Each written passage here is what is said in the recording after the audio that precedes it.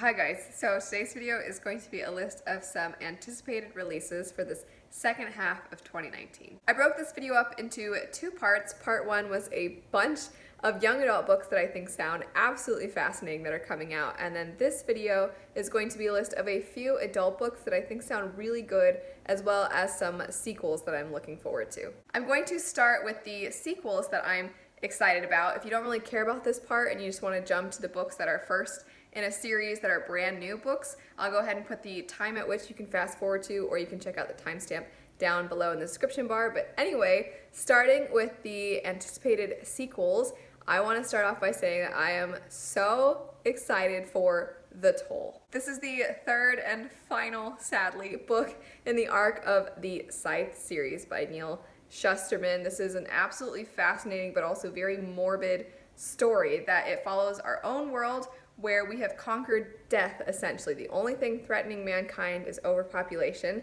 And so we have a group of individuals known as Scythes. They are revered and respected, and they go around and kill people to ensure that overpopulation does not happen. The first book follows two main characters who have become the apprentice for one of these Scythes. They are meant to eventually become Scythes themselves. And the second book I don't want to say too much about because I don't want to spoil the first one. But I personally find that despite it not necessarily being a fantasy, I still think world building is an extremely well done part of the second book. The first one we kind of just explore the Scythedom itself. It's its own self-governing body essentially. And I think it's really interesting, and there's so much reflection on what would the world be like if we basically never died and we stayed young for as long as we wanted and we healed.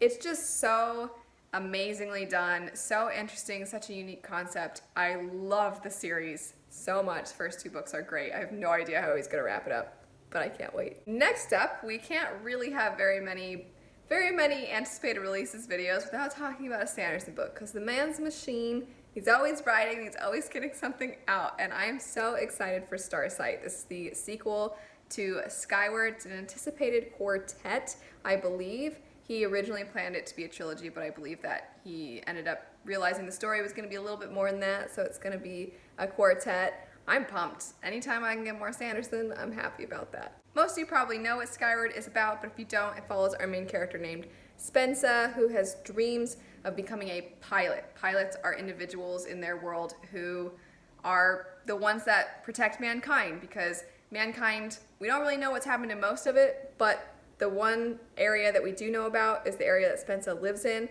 and it's this group of people who are living on a planet that is constantly being attacked by aliens. And despite Spensa's dream to become a pilot and fight these aliens, her father abandoned his crew kind of famously, and so now she's having to go against a lot more than anybody else who has dreams of becoming a pilot. But she is determined, she is feisty, she is such an amazing main character because her growth throughout that first book is so great to see. I loved it. It's super fast-paced, super action-packed. Just know that if you go into this book, I definitely think it leans close to the younger side of young adult, almost middle grade age range, so it is a bit of a different tone, but the way that the character development takes place throughout the story is still masterfully done in my opinion. The pacing's fantastic, and we still get some emotional moments.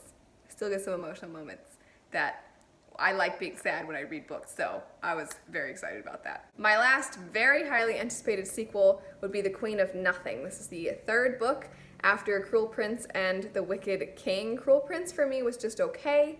I think maybe a lot of people liked it more than I liked it, but I really enjoyed the second one. I think that the first one, it really was developing the cruelty of the world, and that was sort of the appeal for a lot of people, the angstiness and everything, and for me it was just okay. But the second one had so much push and pull and so much intrigue and not knowing who to trust and backstabbing and betrayal, and I loved it. I thought it was so entertaining, and so I'm really excited to see how everything wraps up in this third one. Now getting into the adult books that are coming out in the last half of this year that are firsts in series and I think sound really good. The first one would be The Queen of the Concord. This is a Caribbean-inspired fantasy that deals heavily with colonial oppression.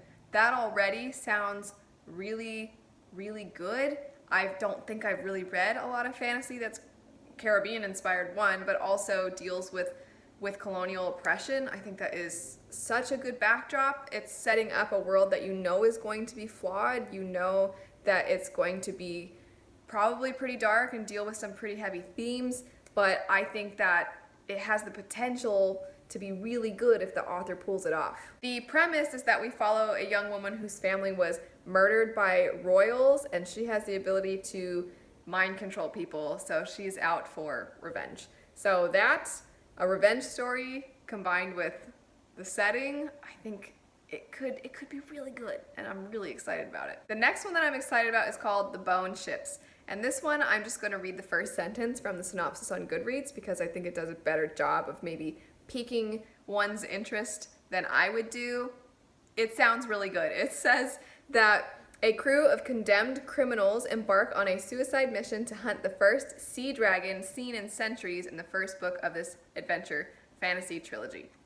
There's a sea dragon and a bunch of criminals, and it's an adventure. I don't need to know anything else. I just think that sounds really good already. And the last adult fantasy book that I am very much looking forward to, it sounds so good, would be The Throne of the Five Winds. This might not be for everyone. It sounds very much like it's very politically driven. It's a lot of intrigue. I don't know if there's going to be a ton of action, but it sounds like the stakes are always really high. People are in danger, and they're caught up in a lot of scheming. That's what it sounds like. It follows these two women. One is a princess who was essentially sacrificed to this other kingdom. She was made to be the betrothed of this person that is their enemy, and she's basically married off to him so that she can be used against her own people to make sure that they stay in line. And it's her and her lady in waiting, and the two of them are really close. They're really good friends, but now this emperor that the princess has been married off to is aging, and his sons have all decided that they are going to try and compete for the throne. And so these two women are getting swept up in all of their ploys, and I just think it sounds so good. I love that kind of a plot line. I just love the scheming. I love the scheming, and not in real life, but in stories, I love it. So I'm pumped for this one. Anyway, that is it for the adult books that I'm looking forward to, as well as the sequels that I can't wait to come out. But anyway, let me know what you're looking forward to, what releases that you're really excited about, and I'll see you guys later. Bye. Luna, are you excited about any books that are coming out this year? No, not really. Okay.